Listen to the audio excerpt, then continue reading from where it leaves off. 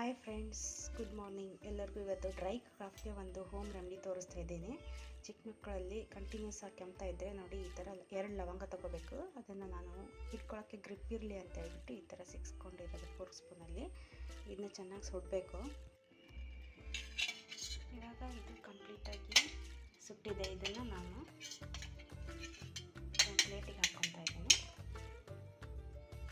ಇದು ಇಲ್ಲಿ ನೋಡಿ, ಈ ಥರ ಅದನ್ನು ಸ್ಮ್ಯಾಶ್ ಮಾಡಿಕೊಂಡೆ. ಸುಟ್ಟಾದ್ಮೇಲೆ ಅದನ್ನು ಸ್ಮ್ಯಾಶ್ ಮಾಡ್ಕೊಂಡಿದ್ವಲ್ಲ, ಆ ಪೌಡರ್ನ ನಾನು 1 ಸ್ಪೂನ್ ಜೇನುತುಪ್ಪಕ್ಕೆ ಮಿಕ್ಸ್ ಮಾಡ್ಕೊಂಡಿದ್ದೀನಿ.